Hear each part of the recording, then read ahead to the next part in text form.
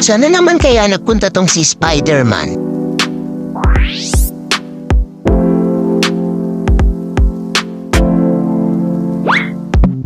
Wow!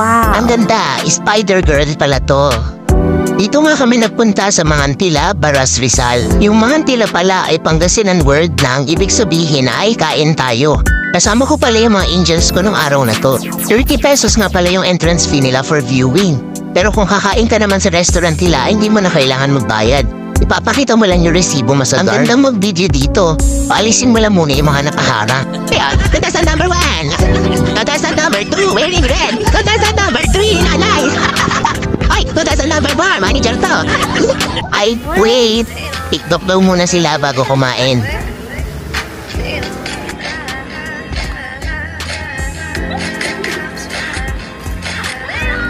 Uy, muntik na silang magkasabay-sabay.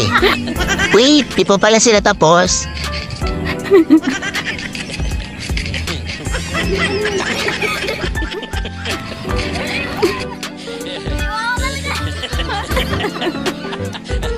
Hindi ko ka mag-anak ng mga to, ha? Yan, isang mabilis lang.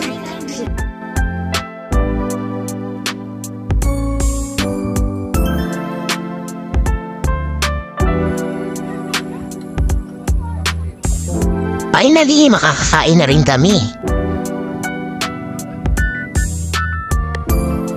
Pati pala sa loob ay refreshing din. Medyo mainit na lang siguro dito pag tanghali. Pero panghapon na ay maganda na ang araw. Pwede ka tumambay at manood ng sunset. Bida. Feeling bida talaga yung anak ko, no?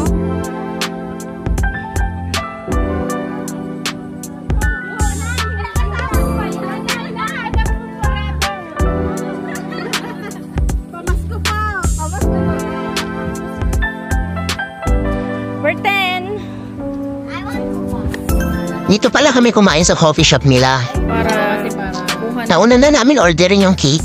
Sino kumuha ng cake ko? Ang mga in-order namin ay ang mga special dishes nila na galing Pangasinan. Medyo matagal din na-serve kasi medyo marami pala kaming na-order. Umorder kami ng yang chow nila na good for 3 to 5 persons daw. Pero yung 3 to 5 persons ay higante pala. Ito naman ay pinakbit Pangasinan. At ito naman ay gising-gising. Ito yung pinaka nagustuhan ko sa lahat. Magkano po yan? Ito namang mga tilo fried rice nila ay 400 plus lang at napakadami din. Mayroon din sila ditong tinatawag na sinigang sa bundok. Maganda rin pala